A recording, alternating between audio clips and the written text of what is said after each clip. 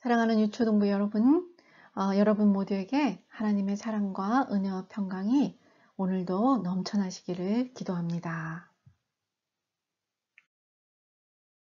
친구 여러분, 오늘 여러분들께는 1984년, 오래전 일이에요. 1994년 겨울 올림픽 다운힐 스키잉 메달리스트 타미 모우라는 사람이 한 말에 대해서 잠시 말씀드릴게요. 그가 금메달을 딴 후에 많은 기자들이 몰려들어서 어떤 생각을 하면서 경기를 임했는지 물었을 때 타미는 이겨야 한다는 생각도 내가 어디에 있는지도 다 잊어버리고 단순하게 내가 타는 스키에만 집중했어요. 그저 때때로 제가 놓치는 호흡하는 것, 즉 숨 쉬는 것만 기억하려고 했습니다. 라고 대답했답니다. 올림픽 금메달리스트라도 가장 기본적인 것, 즉 호흡에 숨 쉬는 것에 집중해야 한다면 하나님과 함께 하려고 애쓰는 우리는 어떻게 해야 할까요? 어떤 엄청난 것이 아니라 어떻게 보면 가장 기본적인 것에 충실할 때 또한 가장 강할 수 있는 것은 아닌가 생각합니다. 늘 우리가 코로 숨을 쉬어서 생명을 유지하듯이 우리의 영도 숨을 쉬고 있는지 돌아볼 필요가 있는 것 같아요. 여러분, 그래서 많은 사람들이 그렇게 얘기를 해요. 기도는 영적 호흡이다. 영적인 숨쉬기다. 사람이 숨을 안 쉬면 죽잖아요. 그죠? 우리의 영도 마찬가지로 숨을 쉬어야 돼요. 기도를 통해서. 그죠? 그리고 그럴 때 하나님의 크고 비밀한 은혜를 누릴 수가 있는 것이랍니다. 오늘 우리가 읽은 성경에서도 하나님께서는 우리에게 기도하라고 말씀하셨는데요. 우리 함께 보면서 하나님의 은혜를 같이 나누도록 하겠습니다.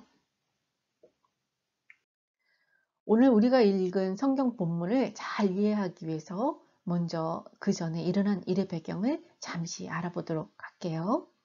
여러분, 하나님께서 기억하실 거예요. 모세를 불러서 200만이 넘는 이스라엘 백성을 이집트에서 구해내셔서 가나안 땅으로 다시 돌아오게 하셨어요. 그런 모세 다음으로 모세가 죽자 여호수아를 지도자로 삼아서 가나안 땅을 정복하게 하셨고요. 또 그곳에 살게 하셨지요. 그리고는 이스라엘 백성들에게 오는 과정에서 십계명도 주시고 여러 가지 율법도 주시면서 하나님의 백성으로서 가나안 땅에서 이렇게 살아라 하는 것도 하나님께서 가르쳐 주셨어요. 그런데 여러분, 여호수아가 가나안을 정복한 뒤에 약 200년 동안 이스라엘 백성들은 하나님의 말씀을 잘 듣지를 않았어요.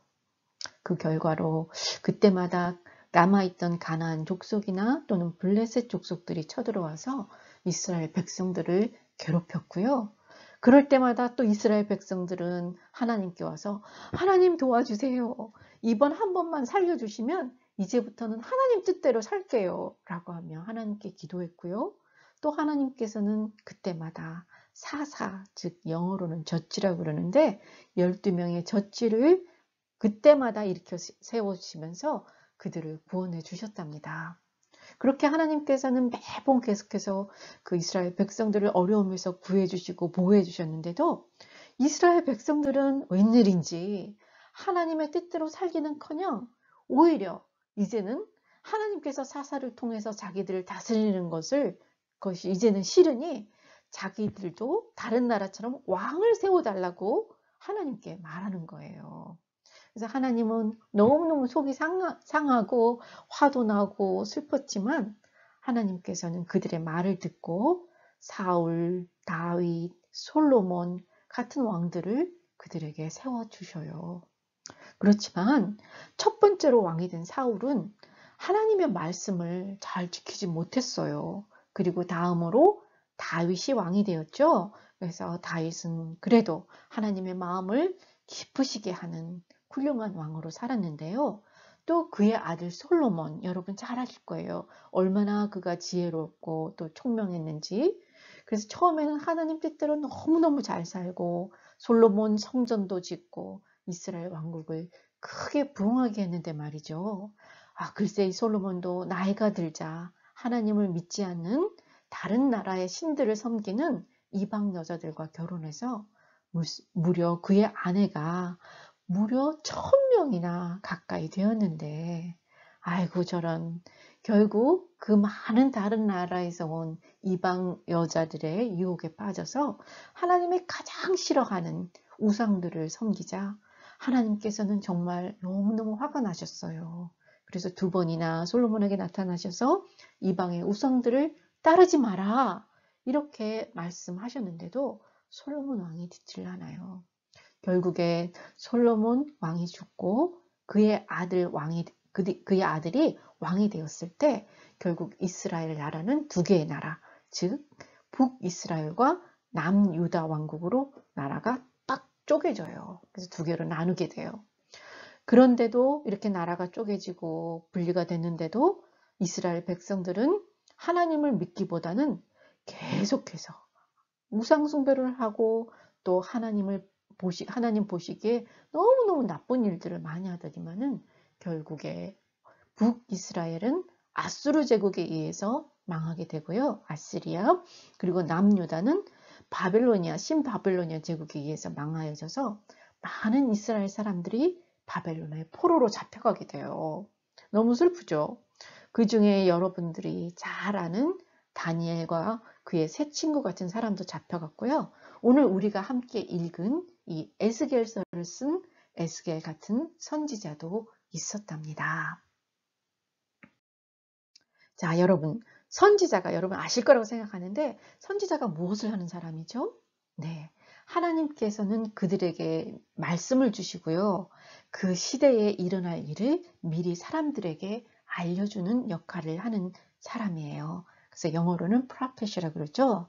그리고 에스겔에게는 마치 와치맨처럼 사람들을 깨우쳐 바르게 행하게 하라는 경고를 백성들에게 전달하는 임무를 하나님께 받았어요.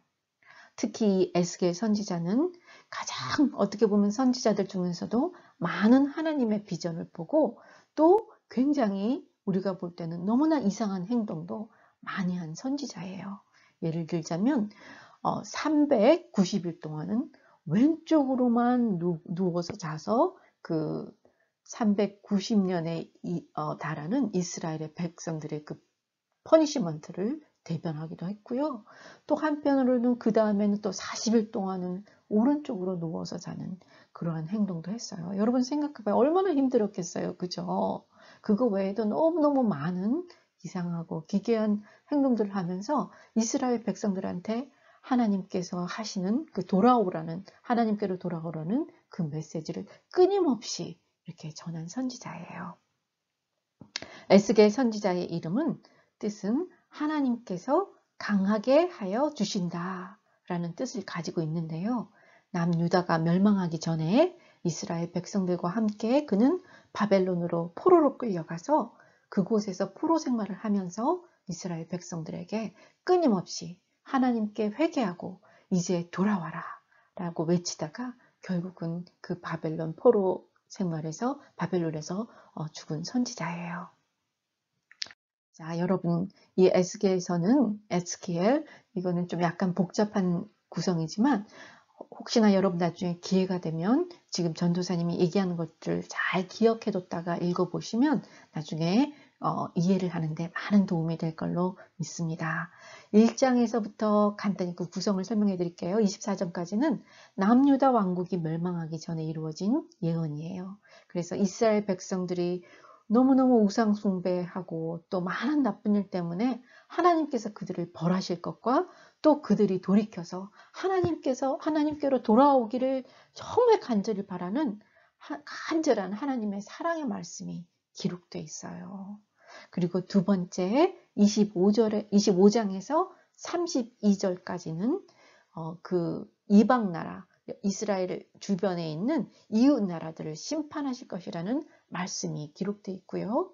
오늘 우리가 읽은 성경 본문을 포함하고 있는 33장에서부터 48장에는 이스라엘 백성들을 다시 회복시켜 주실 것과 그리고 새 언약에 대한 말씀이 잘 기록되어 있답니다. 오늘 본문은 그 세 번째 부분 중에서도 가장 키 메시지, 핵심적인 메시지라고 할 수 있는 36장 17절에서 38절 말씀으로 비록 이스라엘이 다른 신을 믿는 우상 숭배와 또 죄악으로 말미암아 70년 동안이나 이렇게 바벨론의 포로 생활을 했지만 여호와께서는, 우리 하나님께서는 하나님의 이름을 위하여 그들을 가나안 땅으로 다시 돌아오게 할 것이며, 또한 그들을 깨끗하게 하시고 또 하나님의 영을 그들 속에 두어서 그들의 마음을 새롭게 하고 굳은 마음을 제거하고 부드러운 마음을 주어서 하나님의 말씀을 잘 지킬 수 있도록 하여 주시고 다시 그들의 하나님이 되실 거라고 말씀하고 계시답니다. 그뿐 아니라 그 땅도 회복시켜 주시고 백성들을 다시 번성케 하여 주신다는 약속이 있고요. 또 주변의 다른 나라들이 하나님이 살아계셔서 이 일을 행하셨음을 모두 알게 하실 거라고 말씀하고 계세요. 오늘 본문을 통해서 우리가 은혜 받기를 원하는 것은 첫 번째로 뭐냐면, 이스라엘 백성들이 죄를 지으면 그에 대한 벌을 안 받는 건 아니에요. 벌을 받지만, 그러나 하나님께서는 먼 조상 아브라함과 세운 하나님의 영원한 은혜 약속, 그죠? 그것으로 말미암아 하나님께서 그들을 다시 회복시켜 주시고 계속해서 하나님의 구원을 이루어 가시는 것을 알 수 있어요. 그러므로 여러분, 우리들은 어떠한 상황에서도, 심지어 우리가 잘못해서 잠시 디스플린을 받는 그 순간조차도 하나님께서는 우리를 붙드시고 계시고요. 그것을 확실히 믿어야 될 줄로 압니다. 여러분, 잠시 여러분들의 부모님을 생각해 보세요. 혹시 여러분들이 어떤 잘못을 했을 때 여러분들의 부모님들은 여러분들을 어떻게 대하시나요? 잘못을 했다고 여러분들을 내쫓아 버려요? 내 자식이 아니라고 그래요? 그렇지 않죠. 절대 그렇지 않아요. 그죠, 여러분? 비록 여러분들이 잘못을 했을 때 잠시 그라운드를 시키시긴 하지만 그 시간이 지나면 다시 여러분들을 껴안아 주시고 또 부모님과 가족들과 함께 행복하게 살게 되잖아요. 부모님이 잠시간 그라운드를 시키는 것은 우리를 사랑하지 않거나 미워해서가 아니라 오히려 우리를 너무너무 사랑하시기 때문에 우리의 잘못된 습관이나 태도를 바르게 가르치기 위한 것이에요. 그죠? 여러분들도 잘 그 컨셉을 이해하고 계시잖아요. 하나님도 마찬가지예요. 그래서 히브리서 12장 5절에서 11절 말씀을 보면 우리가 하나님께 디스플린을 받는 것은 일시적이면서 우리가 또한 하나님의 그 거룩하심을 닮아가기 위한 것이라고 말씀하고 계세요. 그리고 한 가지 더 알아야 할 것은, 하나님께서는 분명히 그의 자녀들을 회복시키시고 또 축복해 주시지만 또 우리는 또한 오늘 읽은 말씀처럼 그렇게 해 주시도록 우리가 기도해야 돼요. 왜 그렇게 하셨을까요, 여러분?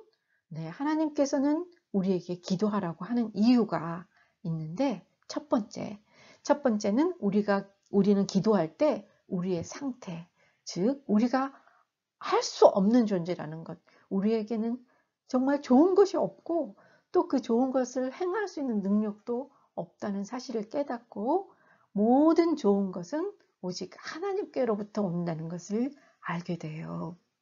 그리고 두 번째는, 기도하던 것이 이루어지면 그것을 주신 분이 하나님이심을 더욱 확실하게 알게 돼요. 만약 기도하지 않고 얻었으면 그것에 대한 감사가 별로 없고 이게 하나님이 해주신지도 몰라요.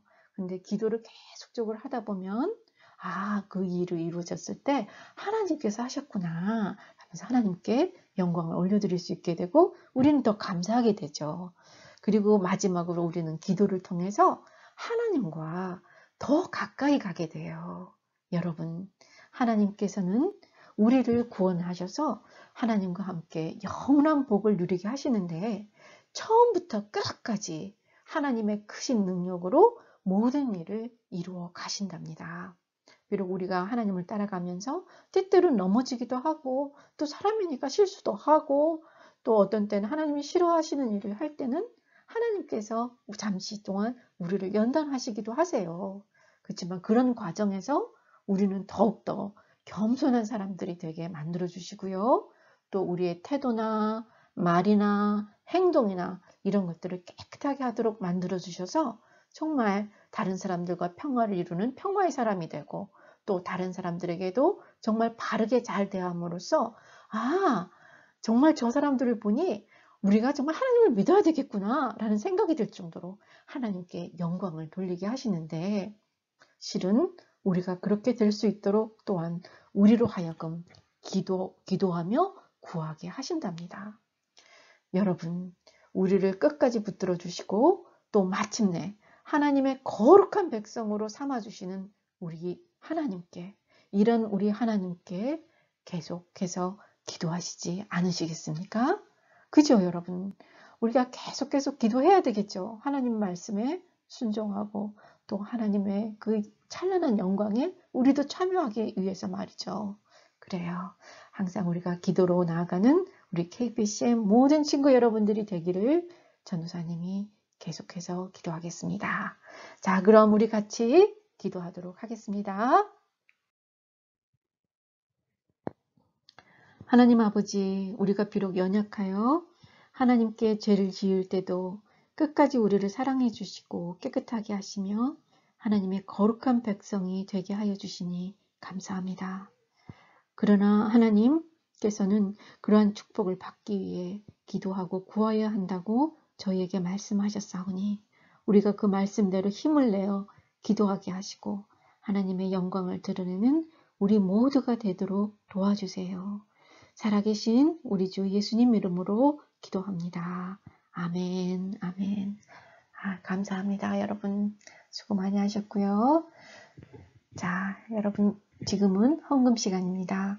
여러분들의 헌금은 모아두셨다가 교회 오시는 여러분 부모님 편에 보내셔도 되고요. 아니면 우리가 함께 교회에 모일 때 교회로 헌금하시면 되겠습니다. 네.